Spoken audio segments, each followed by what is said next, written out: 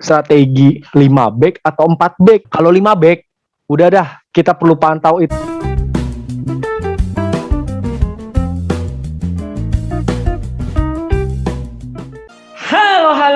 Halo. Jumpa lagi dengan kita di Bacotin FPL Indonesia.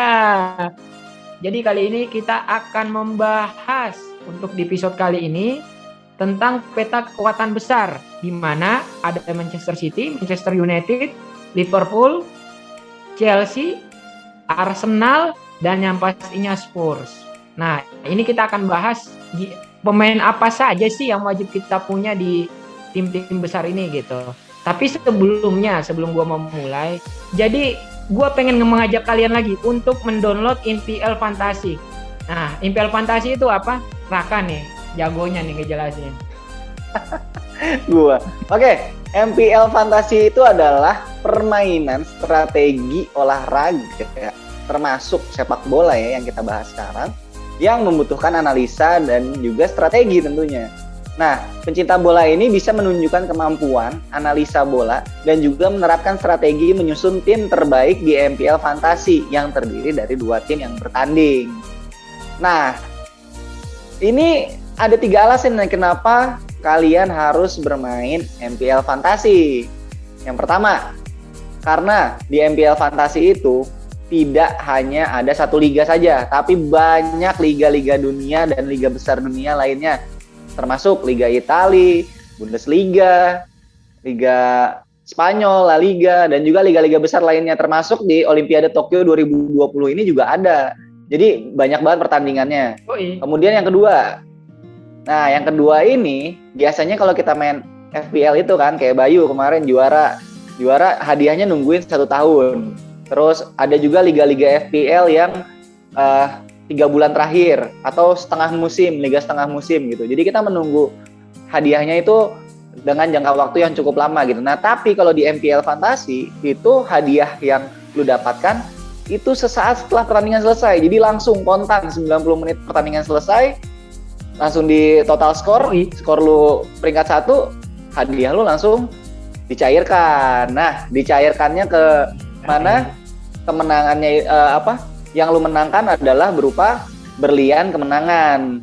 Nah, kemudian berlian kemenangan itu gunanya apa sih berlian kemenangan gitu? Bisa gua apain berlian kemenangan? Nah, berlian kemenangannya itu bisa kita konversikan ke saldo GoPay ataupun saldo link aja dengan nominal 1 berlian kemenangan itu seharga atau seharga Rp200 gitu, senilai Rp200. Jadi hadiahnya tuh udah hadiahnya besar dan juga cepat gitu. Jadi dalam waktu 90 menit lu bisa langsung mendapatkan hadiahnya gitu. Kemudian yang ketiga, jadi nonton bola lu bakal jadi lebih seru. Kenapa? Karena lu bisa langsung mantau poin tim lu di MPL Fantasi. Jadi kan di MPL Fantasi ini lu akan memilih 11 pemain nih. Nah, saat lu nonton bola itu akan lebih seru karena lu melihat strategi lu berjalan enggak nih, analisa lu benar atau enggak gitu. Jadi kan itu jadi makin seru gitu nonton bolanya. Gitu coy. Nah, buat main MPL Fantasi ini gimana sih caranya? Kan otomatis harus download dulu. Ya enggak? Download MPL Fantasi ini itu bisa langsung aja lu buka browser lu, websitenya di id.mpl.live/fantasy gitu ya. Nah, nanti di situ udah masuk websitenya, langsung aja tuh di halaman mukanya paling depan itu ada tulisannya download sekarang. Warna hijau gitu, download sekarang. Langsung aja lu download, langsung lu registrasi ID lu, terus langsung mainkan MPL Fantasi sepak bola. Dan jangan lupa tonton kita juga nih untuk hasil-hasil analisa tiap-tiap pertandingan di MPL Fantasi. Oke. Terus ada satu lagi nih yang gue tambahin. Jadi buat memenangkan berlian kemenangannya lebih banyak, kalian tinggal pilih kategori Mega Big Trophy. Pasti ada yang nanya, Mega Big Trophy ini apa? Mega Big Trophy ini adalah salah satu pertandingan yang dikategorikan pertandingan besar atau biasa kita kenal dengan Big Match. Oke, kita langsung aja masuk ke menu hidangan kita yang utama. Nah, jadi kali ini kita akan membahas tentang tim besar ya. Ada juga sih beberapa tim yang sudah mengganti pelatih ya kemarin ya. Nah, kita mau ngulik nih strategi apa yang bakal dimainkan di musim depan. Kita mulai dari Arsenal. Arsenal itu kemarin memainkan 38 permainan ya, 38 match. Dari 38 sama semua dong, itu 38 semua Sama dong. semua doang. Pasti ya, 38 apa, semua buat dong. gua ini doang. Ya pasti 38 lah. Jadi kemarin berhasil menang 18 kali dan kalah 13 kali. Nah, Arsenal ini berhasil mengumpulkan 12 kali clean sheet. Cukup rapuh juga sih menurut gue pertahanannya. Terus tapi golnya berhasil mengumpulkan 55 gol. Nah, gimana nih Arsenal? Untuk Arsenal berarti dia seri ya nggak terlalu banyak ya, tapi kalahnya banyak sampai 13 ya. Dia tim besar. Dia peringkat 8 ya kemarin ya. Dia peringkat 8. Ya, Dia peringkat 8. Gol hanya 55 tuh terhitung kecil ya untuk tim besar, apalagi talentanya banyak di sana. Apalagi yang kita terkenal kan Arsenal golnya pasti banyak tuh karena bermain menyerang megang bola kan. Ya. Gol hanya 55, 1,45 gol per match. Shootnya pun nggak terlalu banyak, cuma 459. Dan yang on targetnya cuma sepertiganya ya. Iya. 152. Udah nggak terlalu banyak, akurasinya juga nggak terlalu bagus gitu Akurasinya juga nggak terlalu bagus. Betul. Iya. Dapat dia penalti skor 6 kali. Kita ngira banyak main pas ya, tapi kalau dibanding dengan tim-tim besar lainnya, kayaknya Arsenal malah lebih Sedikit ya? lebih sedikit dan lebih apa ya, langsung gitu loh, langsung banyak bola-bola direct ya, main direct. Karena dibanding tim-tim besar lain nggak terlalu banyak dia, tapi kalau pas akurasi masih cukup bagus lah, 85. Untuk defense berarti attack-nya masih agak perlu dipantau ya, hanya ada beberapa nama nggak se-fluid Liverpool dan City. Untuk defense 12 ini terhitung sedikit ya untuk tim besar ya, terhitung sedikit banget sih. Apalagi Udah bukan tim besar lagi sih sebenarnya. Iya, tapi kan maksudnya kan tetap Big Six lah. Big Six. Talenta secara FPL masih oke lah. Karena back-backnya yang kita andelin, coba siapa kemarin yang gua yang hancurin game pertama itu William Saliba, masih inget banget gua. Dia yang hancurin value tim gua pertama. Saliba. Kita harus pelajari semua nih, karena jangan sampai ngancurin tim value di awal-awal, karena bakal susah. Gue belajar dari musim lalu seperti itu. Ngambil William Saliba, terus juga back yang lain, Gabriel baru bermain di game week 2 apa, game 1 nggak main. Terus David Luiz begitu banyak blundernya, Error. Bahkan di akhir-akhir yang dipasang itu holding lagi. Iya. Gue masih ingat tuh pemain yang tiap kali gue pasang kagak pernah bikin poin. Holding. Tau gak? Kesel gue. Makanya si Arsenal ngedatengin Ben White kan dari Brighton kan. Brighton. Buat back tengah, karena memang PR-nya di back tengah sih kelihatan, dan satu lagi harusnya dapetin striker. Kita belum tahu nih, kalau Ben White udah pasti kan sudah datang. Terus Lokonga gue nggak tahu itu pemainnya kayak gimana, belum gue lihat. Dan katanya mau ngincer Tammy Abraham, nggak tahu bener nggak itu, Ram? Iya, betul. Salah satu yang mengincar Tammy Abraham adalah Arsenal, Tottenham, sama apa satu lagi ya? Aston Villa. Iya. Nah, kalau dilihat dari strateginya sih kayak Arteta bakal main seperti musim lalu sih. Seperti musim lalu, iya direct, lebih banyak direct. Karena pemain kreatifnya pun jarang. Bahkan pemain muda dijadikan nomor 10, si Emil Smith Rowe. Iya, karena pemain kreatifnya di tengahnya tuh jarang gitu. Nah, untuk aset FPL-nya kalau dari gua pertama, gua sangat tertarik dengan Emil Smith Rowe ini. Dia bermain dengan nomor 10 juga tipe second striker. Dia banyak free roll, formasinya yang bakal ditaruh oleh Arteta. Apalagi dia baru dengan kontrak kan, dikasih nomor 10 lagi, kayaknya bakal kepercayaan.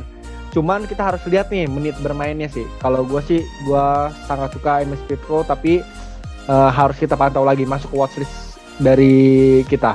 Kalau gue sih untuk aset Arsenal ya agak menarik nih, yang menarik mata gue sih sebenarnya, walaupun musim kemarin golnya masih belum terlalu banyak ya.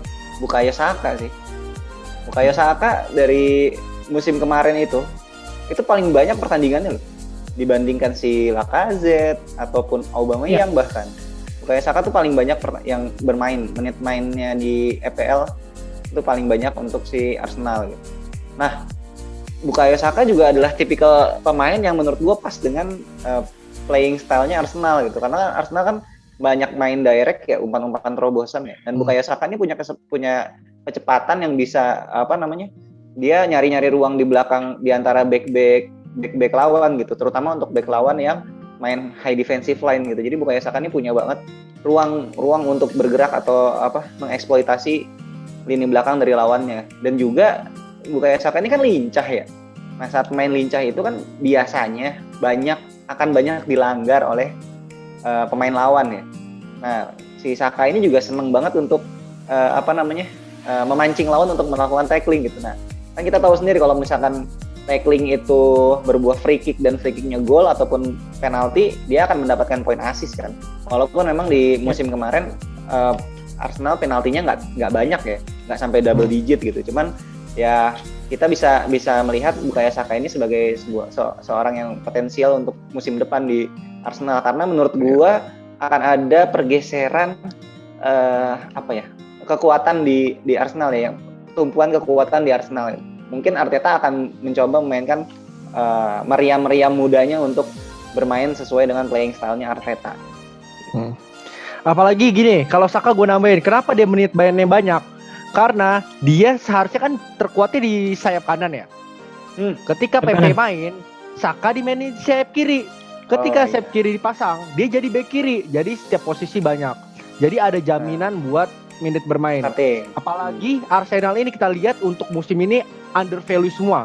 Emil Smith Rowe 5,5, Saka 6,5. Dan satu lagi nih namanya, lu mau rekomendasi pemain gak Mi? Kalau enggak gue tambahin nih satu nih. Nambahin satu. Gua ada Ben White.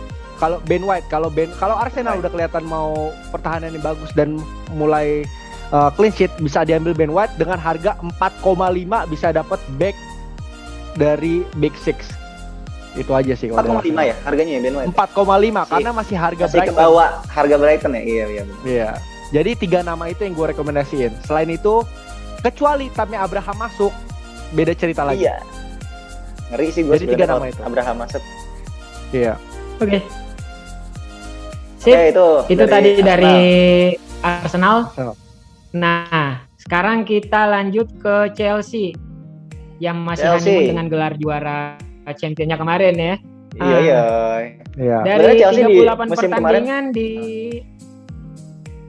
EPL ini berhasil menang 19 kali, kalah 9 kali, clean sheet 18 kali, dan berhasil memasukkan 58 gol. Soalnya emang sebenarnya golnya Chelsea ini dikit sih.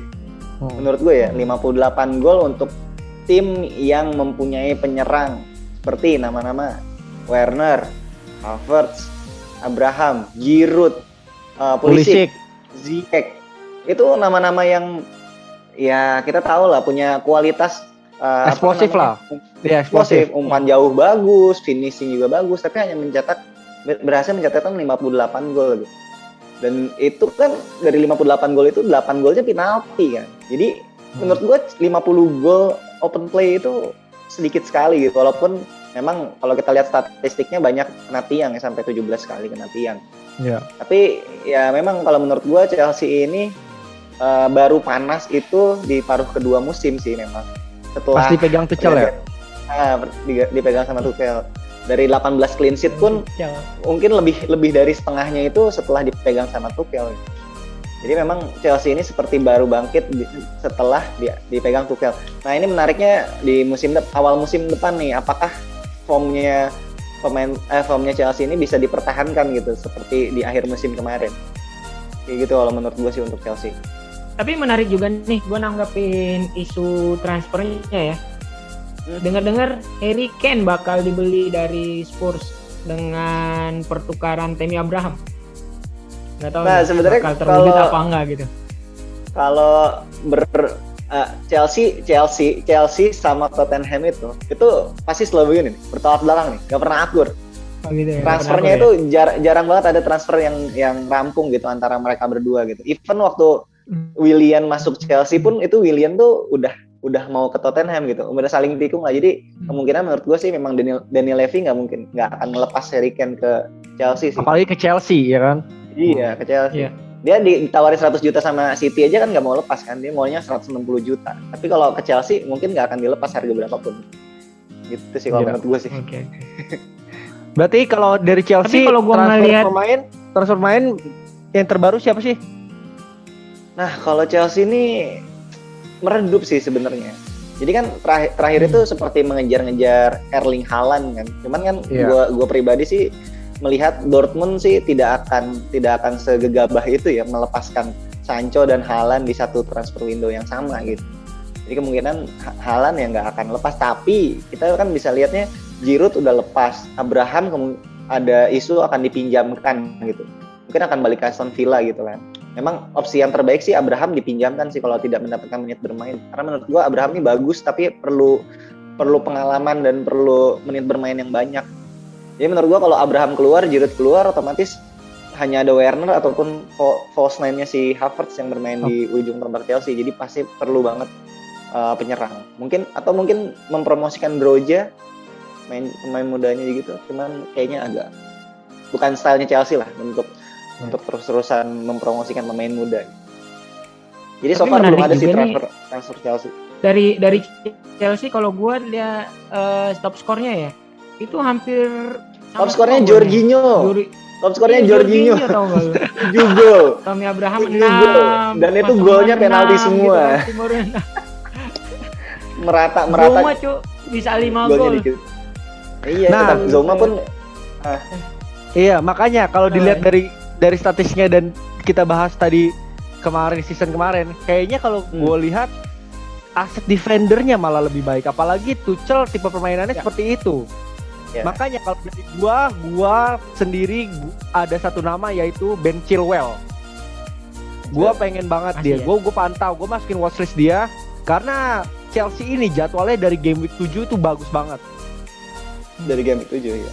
Iya, makanya gue pantau Ben Chilwell nih seperti apa, dan itu target gue. Chilwell juga eksplosif, bisa crossing, bahkan bisa masuk ke kotak penalti dan shoot. Jadi watchlist gue. Kalau gue sih Ben Chilwell. Ya gue pun sama sih untuk pemain yang seperti yang gue bahas di episode sebelumnya yang kita bahas pemain budget dan premium itu. Gue kan emang bilang Ben Chilwell ini kemungkinan di musim depan ini akan menjadi pemain yang buy and forget, set and forget dari gua gitu, karena memang ya seperti yang tadi dibilang Bayu juga, memang dia eksplosif dan punya banyak ruang. Cuman memang masalahnya adalah rotasi yang Tuchel juga seneng banget, pelatih yang seneng merotasi pemainnya, terutama di kiri kan masih punya Emerson, masih punya Alonso gitu sih. Cuman untuk aset Chelsea yang lain sih gua melihat dari akhir musim kemarin ya, gua tertarik untuk kemarin mungkin orang ya gue masih tertarik sama Mon gitu, cuman untuk diferensial gue akan memilih Kai Havertz sih, karena di akhir musim itu dia gemilang banget gitu, dan di Jerman pun wah mentalnya kebentuk banget gitu. Menurut gue ini bagus nih kalau misalkan dia berhasil mempertahankan performanya, itu bakal menjadi pembeda di Chelsea gitu. Bahkan mungkin Werner akan tergeser sinarnya gitu, orang nggak jadi berharap Werner nyetak gol lagi, tapi Havertz, karena Havertz punya posturnya juga yang lebih tinggi kan daripada si Werner, tapi memang untuk dribbling tidak sebagus Werner sih gitu. Apalagi kalau Chelsea nggak dapat striker, gue langsung masuk watchlist Havertz itu. Iya benar, karena kemungkinan Havertz yang di ujung tombak, Werner yang jadi second striker nih. Iya. Kalau gue sih tambahan satu pemain lagi. Gue ada Mon sih. ngelihat permainan Mon, Mon di ya. musim kemarin ditambah di Euro kemarin juga. Kita tahu Mason Mount ini shoot terbanyak ya di Chelsea dengan 82 shoot gitu. Jadi dengan gaya permainan yang sering membantu serangan juga bisa jadi menyumbangkan poin assist juga di tim FPL gua nantinya. Makanya gua mau mantau Mason Mount juga. Oke. Next, kemudian ada nih Liverpool. Jagoan lo nih. Jagoan lo. Liverpool di musim kemarin ya, siapa yang nggak tahu ya, Liverpool 20 kali kemenangan, 9 kali kalah. Clean sheet-nya masih di bawah Chelsea sih memang. Tapi golnya itu banyak dan jumlah kemenangannya lebih banyak daripada Chelsea gitu. Ya kan? Dan gue senangnya Liverpool itu baru kelihatan pas mau ngejar masuk zona champion kemarin. Yang paling fenomenal kemarin itu Sitor sampai nyetak gol. Buset dah, demi masuk ke zona champion Liverpool. Benar-benar perjuangannya tahun kemarin gue salut sama tim ini. Tapi lu masih ngefans sama Liverpool nggak sih? Enggak. Kan gue cuman bilang salut, enggak ngefans. Oke. Oh iya, konfirmasi dulu, ntar Fahmi dikira pendukung Liverpool lagi. Dia tuh MU, pendukung Wan-Bissaka sejati. Yang Liverpool gua. Iya, ntar orang-orang pada ngiranya salah kan. Gua Liverpool, Fahmi MU, Raka Chelsea. Gitu. Untuk dari Liverpool gol 68 ini gimana, Bay? Dari 68 gol. Nah, dari kelihatan kan, berarti kan aset attacking-nya memang kelihatan kan. Untuk musim lalu, karena kenapa? Karena Van Dijk cedera, jadi aset defensifnya kurang begitu kelihatan karena dan clean sheet-nya cuma 12 kali kan. Sekarang Van Dijk udah masuk, terus juga dapat back baru, Konate. Gue belum tahu siapa lagi yang bakal ditransferin. Targetnya macam-macam, ada pokoknya pemain tengah, Awar lah, terus juga Barella, Saul Niguez, tapi bau-baunya belum ada yang kencang gitu lah. Bau-baunya belum ada yang kencang. Renato Sanchez, gue belum tahu. Yang jelas gue pengen lihat dulu dengan squad seperti ini. Aset yang gue rekomendasiin yang pasti pertama Raja Kebab, King Mohamed Salah. Iya. Udah pasti. Esensial. Bahkan di musim jeleknya Liverpool, dia bisa nyetak 22 gol. Gila. Kapten material. Iya. Bahkan sampai game week ke-7 pun bisa dikaptenin terus tuh, bisa aja. Kalau nggak ada Salah, wah bijinya gede banget deh orang yang main nggak pakai Salah. Bener sumpah. Kalau dari gua mau Salah. Kalau dari gua sih dari Liverpool. Gua dulu lah. Gue perlu memantau Diogo Jota sih. Walaupun kemarin memang belum terlalu jadi ya. Karena gue lihat memang baru bergabung kemarin. Tapi musim kemarin adalah musim pembelajaran buat Diogo Jota. Apalagi kemarin ikut berpartisipasi di Euro. Dia kembali dengan semangat yang baru, dengan kepercayaan yang baru. Gue percaya mungkin Diogo Jota bisa menjadi salah satu pemain pilihan di Liverpool untuk FPL. Apalagi Firmino telat gabung ya, makanya Jota kemungkinan pasti start. Gue masuk watchlist gue juga sih Jota buat di awal. Yoi. Ya kalau gue sih ya pemain sejuta umat lah ya, back termahal di FPL kan Alexander Arnold. Kayak semua mungkin untuk para manajer lama udah tahu lah alasannya kenapa harus ngambil tren Alexander Arnold. Karena ya gue mau ingetin lagi dikit ya, karena memang TA ini ngambil free kick, ngambil corner kick ya. Dan dia juga punya attacking traits yang sangat bagus, dan kita tahu Van Dijk balik otomatis peluang untuk clean sheet Liverpool pun lebih bagus gitu. Mungkin akan Liverpool defensive asetnya akan seperti 2 musim yang lalu, di mana tren TA itu menjadi back paling poinnya paling tinggi ya di 2 musim yang lalu. Gitu sih. Untuk aset apalagi dia lebih fresh ya, nggak join Euro, kayaknya lebih Euro. Fresh. Ya, bisa lihat. Sip. Kita lanjut ke tim berikutnya. Nih, ada tim Manchester biru. Manchester City. Waduh. Juara tahun kemarin dengan 27 kemenangan, 6 kali kekalahan, dan 19 kali clean sheet. Golnya nih 83. Buset. City Kalau ini lu nih cukup gimana, beruntung City? sih golnya kemarin. Sebenarnya dengan cederanya Panji kemarin cukup membuat City ini Nggak ada saingan ya? nggak ada tekanan, nggak ada saingan gitu. Padahal kelihatan kan dari sejak si Van Dijk awal main sampai dia cedera, gue ngeliat memang Liverpool itu konsisten gitu. Nah sampai situ udah. Tapi kalau gue lihat memang dari City-nya juga lebih siap walaupun ya beberapa kali diterpa cedera kayak KDB cedera juga kan, terus juga Aguero yang nggak bisa main. Tapi kayaknya memang lebih siap ya, pelapisnya juga lebih bagus.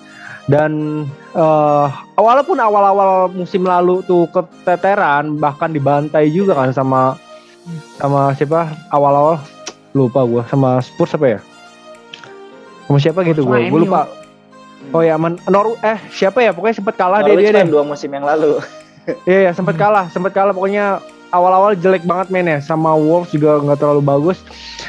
Terus si City ini tapi bisa bangkit di pertengahan tuh, dia dibantai semua. Tapi City kita lihat cara bermainnya, dia pasti rotasi habis-habisan. Tapi bisa melihat siapa sih penyerang sayap yang paling konsisten di musim itu. 2 musim lalu Sterling, musim kemarin Riyad Mahrez. Iya. Dan bahkan Foden, makanya Foden dihargain sekarang 8. Nah itu yang perlu dilihat nih. Walaupun kita ya tahu kita nggak bakal bisa ngalahin Pep Roulette kan, tapi kalau dilihat untuk musim depan, kalau Harry Kane jadi, kita balik lagi ke Harry Kane nih. Kalau Harry Kane jadi, ada yang bilang emang Harry Kane bakal meledak kalau misalkan main di City, tidak seperti di Spurs yang dia diandelin banget gitu di Spurs. Bisa iya bisa enggak, tapi kemungkinan besar gue bilang di Manchester City iya, karena dari material pemain-pemainnya, dari create chances-nya City, Kane malah nggak perlu capek-capek buat turun ke dalam kalau gue bilang. Kalau di Spurs iya memang dia ngambil semua, bahkan free kick dia juga ngambil kan.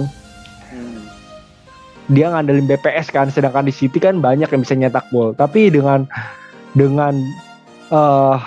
yang tadi gue bilang kreativitas lebih banyak di City, terus juga pemain-pemainnya teman-teman yang lebih jago. Cuman kita lihat menit bermainnya bakal dirotasi atau enggak oleh Pep, gitu aja. Misalkan jadi ke City ya, kalau jadi ke City, gue pasti ngambil Harry Kane, pasti. Tapi dengan skuad yang sekarang, kalau gue pribadi, gue nggak mau kehilangan kesempatan gue buat dapet clean sheet terbanyak dari yang kemarin. Jadi gue walaupun mahal, gue mungkin bakal ngambil Dias lagi. Dias berapa musim ini? 6 ya? 6. Ya. Terus gimana nih? Jangan lupakan Gundogan. Gundogan kalau menurut gue sih musim kemarin memang dia bersinar banget ya. Dia berhasil step up saat si KDB cedera kan. Tapi setelah KDB masuk lagi, memang posisinya pun digeser agak lebih belakang kan. Jadi memang Gundogan ini tergantung banget sama strateginya si Pep, diposisikan di mana dia. Kalau misalkan dia diposisikannya sebagai attacking midfielder ataupun false nine kemarin kan, dia berhasil banyak berkontribusi mencetak gol gitu, udah 13 gol kan totalnya dia semusim kemarin.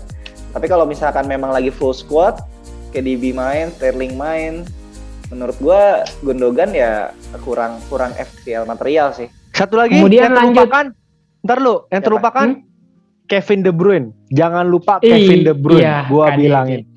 KDB kalau misalkan udah dia fit sebelum game week 1, maksudnya udah fit ya, udah training, udah fit dari awal. Gue bahkan bisa berani nuker Fernandes dengan KDB.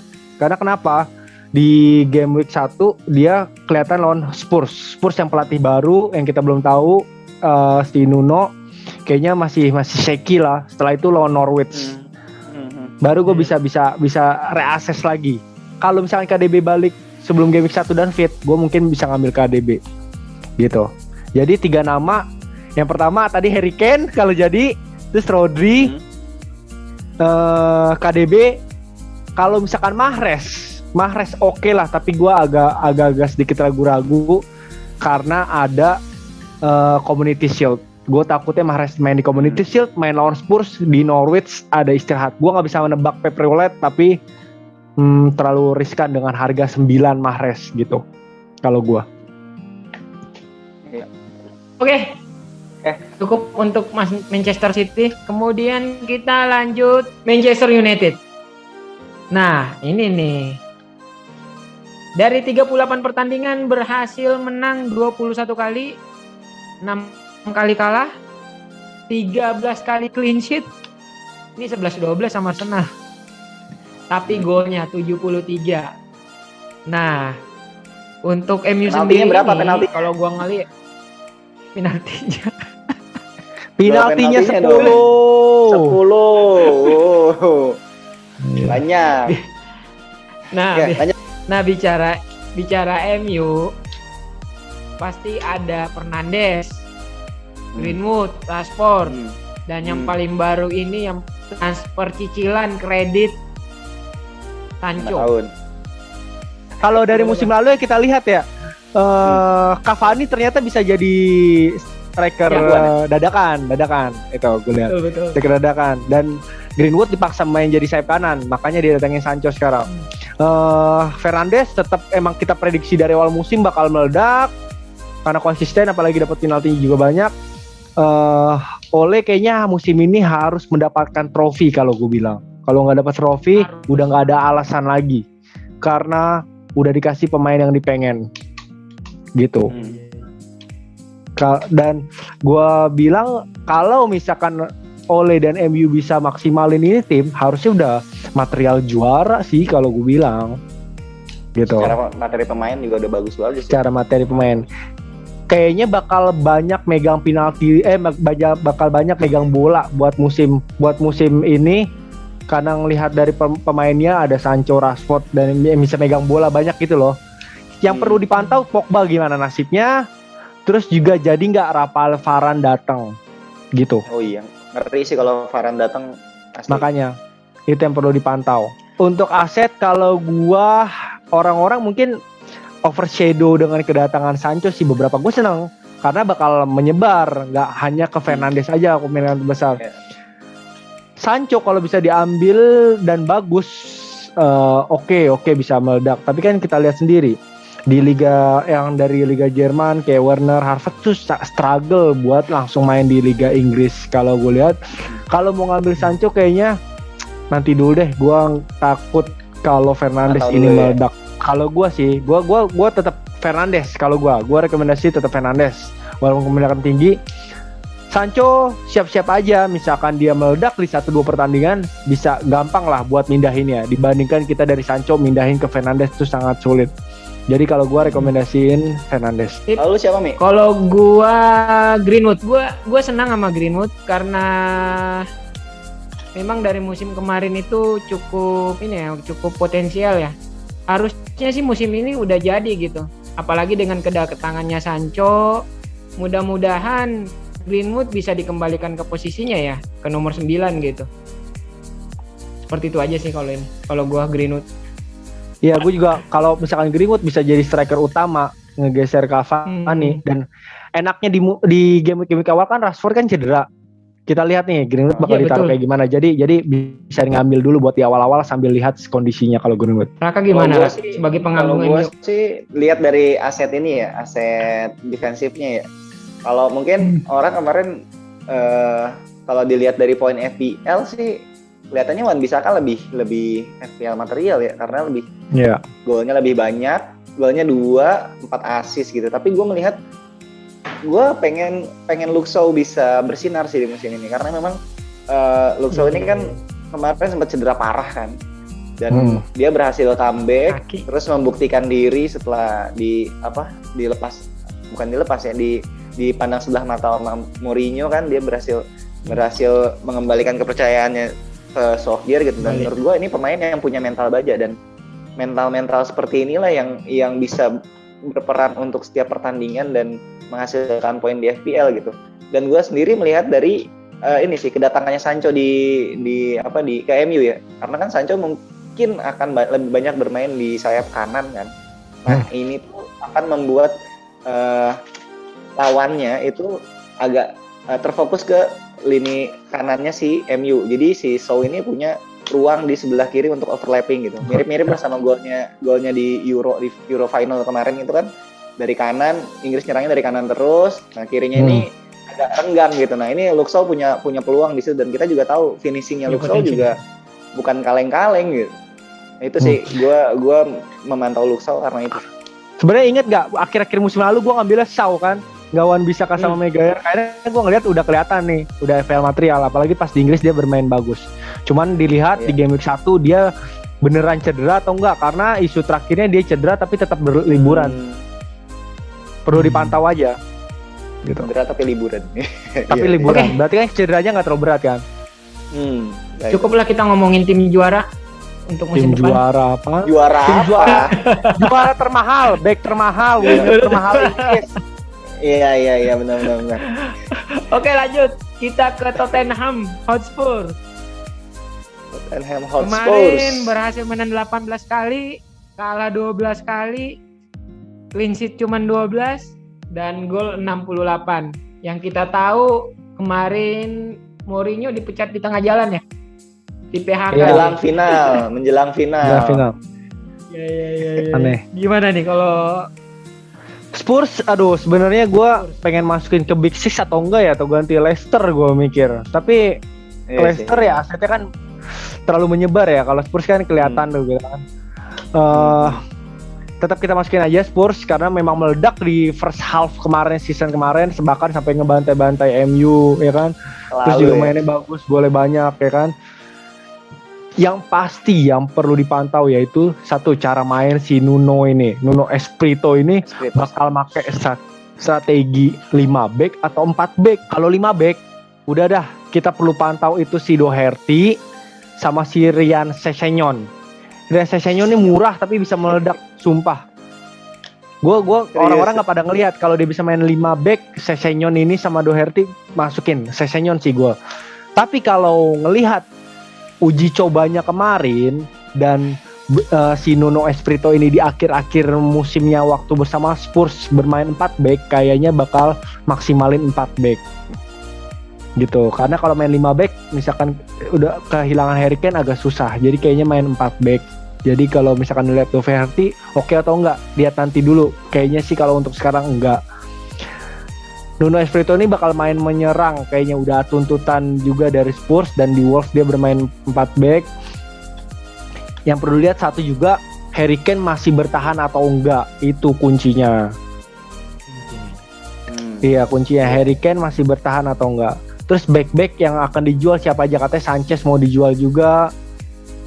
Ya, terus siapa yang mau didatengin sama dia? Baru Gil datang kan.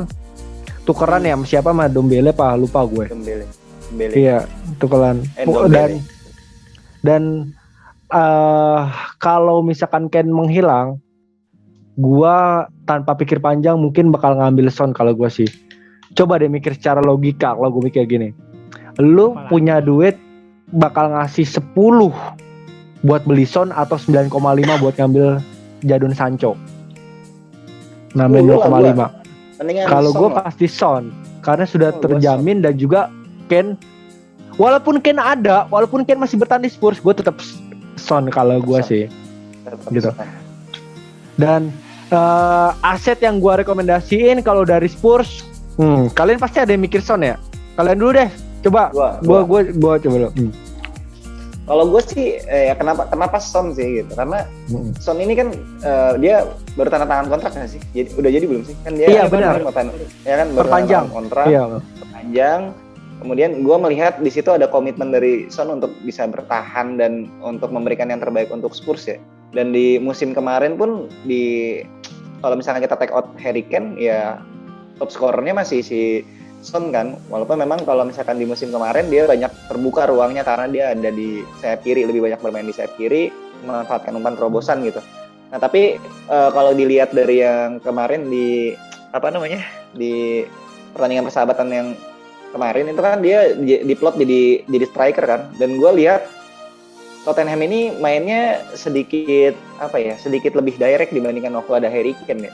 Lebih banyak umpan-umpan terobosan langsung ke si Son gitu. Kemarin terbukti Son berhasil mencetak 1 gol dan mencatatkan 2 assist. Jadi menurut gua Son untuk jadi CF pun masih sanggup gitu. Masih sanggup karena dia juga kita tahu punya lincah gitu, dan juga dia punya shooting kaki kanan dan kaki kiri yang sama baiknya gitu. Walaupun memang untuk aerial duelsnya dia tidak sebaik Harry Kane. Jadi Spurs kalau kehilangan Kane, Son pasti akan jadi tumpuan. Kalaupun Kane masih ada, Son akan menjadi pendamping yang sangat kuat untuk Harry Kane. Jadi ya Spurs ya Son lah kalau gue. Gimana, Bay? Kalau gue ada 2 nama buat nambahin di Spurs. Oh ya, sebelumnya tadi gue pengen konfirmasi, salah yang pindah itu tukeran Gil sama Lamela. Jadi Lamela out, pindah ke Sevilla ya kalau nggak salah. Nah itu habis itu 2 nama. Yang pertama Lucas Moura. Kenapa Lucas Moura? Lamela out, pesaing di kanan yang pure bisa nyayap dan bisa inside forward itu nggak ada, kecuali yang Ndombele lebih fisikal ya. Kalau Lucas Moura kan lebih kenceng kan, Bergwijn juga lebih bagus di kiri. Kayaknya Lucas Moura bisa jadi tumpuan dari si Nuno Espirito, apalagi si Nuno ini sama si Lucas Moura kan Brazil, si Espirito kan dari Portugal. Satu bahasa biasanya itu dipercaya. Gue sih suka FPL cara mikir yang berbeda gitu. Makanya bisa gue maksimalin. Yaitu Lucas Moura pemain Brazil. Si Nuno Espirito Portugal. Itu satu bahasa, satu Portugis. Jadi kayaknya lebih gampang buat komunikasi dan maksimalin strateginya si Nuno. Bakal lebih sering dipakai. Iya, si Moura, apalagi Lamela pesaingnya juga menghilang kan. Terus abis itu selain Moura gue ada Reguilon harganya 5 loh. Dia kemarin bermain bagus menyerang, jadi back kiri yang tadi gue lihat tuh bisa jadi ada Sessegnon, Doherty sama si Reguilon ini Aurier juga bisa lihat sih, tapi Reguilon yang paling meledak karena dia bisa crossing dan bisa cut inside gitu kalau dari gua. Oke. Kalau Reguilon ini dia ini nggak sih starting nggak sih? Kalau gua melihat kemarin kan dia nggak lebih sering jadi rotasi kan? Starting rak dia. Kemarin kan dia cedera agak panjang. Oke, next. Tadi udah selesai ya. Jadi sudah kita jelaskan beberapa tim besar dan untuk aset-aset yang bisa kita pertimbangkan di squad IPL kita. Nah, sebelum gua tutup, buat kalian yang bertanya-tanya, gimana nih? Masih ada Liga Bacotin nggak? Jadi Liga Bacotin itu kita usahain tetap ada di musim depan. Ini kita lagi kita lagi susun gimana biar lebih menarik lagi dari musim kemarin, dan yang pastinya hadiahnya tetap ada. Yang pasti kita hadiah nggak perlu drama-drama. Cukup beberapa hari habis itu langsung dikirimin duit, nggak perlu nunggu konfirmasi. Nanti ya konfirmasi semuanya ya. Nggak ada drama-drama. Capek bikin liga tuh drama-drama. Pokoknya kalian menang tinggal DM kita atas nama siapa dan nomor RIK-nya siapa. Udah kita transfer langsung. Okay. Ada tambahan lagi? Udah, begitu aja. Cukup ya. Ya. Oke, untuk episode kali ini terima kasih banyak. Sampai jumpa lagi di episode selanjutnya. Ciao.